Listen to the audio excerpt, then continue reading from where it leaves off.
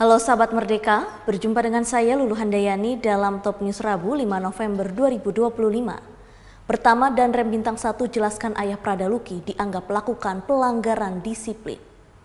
Selanjutnya ekspresi Ahmad Syahroni saat ucapan kasarnya dibacakan di sidang putusan MKD DPR. Persidangan kasus dugaan penganiayaan berantai mengakibatkan kematian Pradaluki terus bergulir di Pengadilan Militer 315 Kupang. Di tengah proses hukum yang sedang berjalan, pernyataan ayah Pradaluki, Pelda Christian Namo, menjadi sorotan publik. Dalam pernyataannya, Pelda Christian menyebut tidak mempercayai pengadilan di lingkungan militer, serta merasa tidak mendapatkan akses informasi dari satuannya terkait perkembangan kasus anaknya. Menanggapi hal tersebut, Komandan Korem 161 Wirasakti, Brigjen TNI Hendro Cahyono memberikan klarifikasi resmi. Dan Rem tersebut menegaskan bahwa proses hukum terhadap kasus kematian Pradaluki berjalan transparan. Ia juga menyebut Pelda Christian melakukan pelanggaran disiplin. Selamat sore, saya akan menyampaikan beberapa perihal tentang jalannya atau proses persidangan Pradaluki. Kita ketahui bersama bahwa persidangan perkara ini sudah berjalan, di Pengadilan Militer 3 Kupang. Dan dengan agenda pemeriksaan saksi. Saya sebagai komandan wilayah di sini pimpinan selalu memonitor terus jalannya persidangan. Dan saya memastikan bahwa proses penegakan hukum ini dilaksanakan sesuai dengan ketentuan. Jadi kita juga selalu menekankan juga kepada prajurit bahwa kita sebagai prajurit TNI harus tetap memegang teguh disiplin keprajuritan dan etika kehidupan sehari-hari dalam kehidupan prajurit. Saya memohon kepada media agar lebih selektif dalam pemberitaan sehingga tidak menimbulkan perspektif negatif terhadap proses hukum yang sedang berjalan di Pengadilan Militer 3 Kupang. Kemudian kemarin ada rekan-rekan menanyakan juga gimana dengan Pelda Christian. Ini tadi saya dapat laporan dari Komandan Kodim Rotendau bahwa yang bersangkutan ini Pelda Christian itu melakukan pelanggaran, pelanggaran disiplin keprajuritan yang sekarang sedang saya dalami dan dalam proses. Mudah-mudahan ke depan ini dan waktu cepat juga akan kita lihat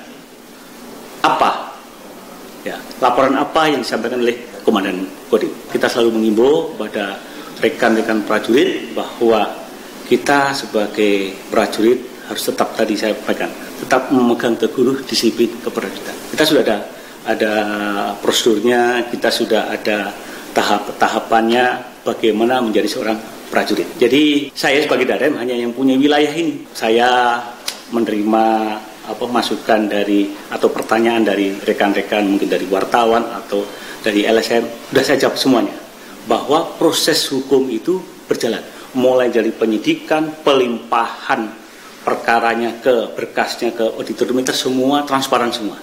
Bapak-bapak tahu waktu itu tanggal berapa? 29 ya? Siap. 29 itu kan terekspos semua. Jadi tidak benar kalau ada bilang yang ayahandanya Pelda Christian tidak mendapat informasi. Yang bersangkutan juga sudah saya panggil bahwa sekarang prosesnya ada. Mahkamah Kehormatan Dewan atau MKD DPR menggelar sidang pembacaan putusan terhadap 5 anggota Dewan nonaktif pada Rabu 5 November 2025 hari ini. 5 anggota nonaktif tersebut yakni Adis Kadir, Nafa Urbah, Surya Utama, Eko Hendro Purnomo, dan Ahmad Syahroni.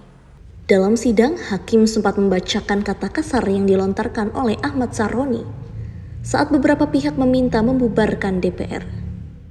8. Bahwa menurut para pengadu, dugaan pelanggaran kode etik terhadap Teradu 5 atas ucapan Teradu 5 pada tanggal 22 Agustus 2025 yang menyatakan sebagai berikut.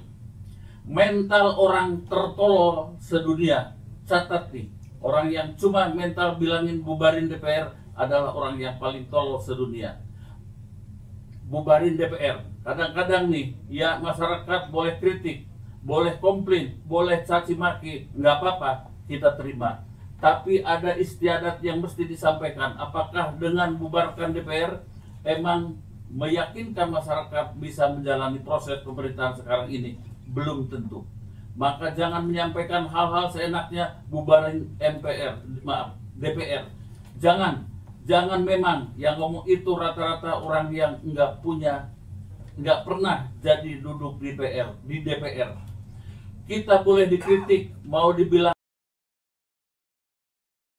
mampus nggak apa-apa, tapi ingat bahwa kita selalu selaku wakil rakyat juga punya kerja, punya empati. Jangan merasa bahwa komplainan, silakan kritik, mau ngapain aja boleh, tapi jangan mencaci maki berlebihan. Itu karena merusak mental. Mental manusia yang begini adalah mental orang tertolol sedunia. Catat nih, orang yang cuma mental bilang bubarin DPR itu adalah orang tolol sedunia. Kenapa kita ini memang orang pintar semua? Enggak, bodoh semua kita. Tapi ada tata cara kelola bagaimana menyampaikan kritik yang harus dievaluasi oleh kita. Kita memang belum tentu benar, belum tentu hebat, enggak. Tapi minimal kita mewakili kerja masyarakat yang mumpuni untuk teman-teman masyarakat semuanya.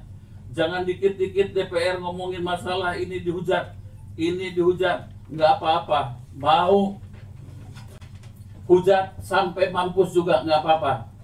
Masih berdiri DPR-nya sampai kapanpun tidak akan berubah sama saja. 9. Demikian informasi kali ini bersama saya, Lulu Handayani. Simak berita lainnya hanya di Merdeka.com.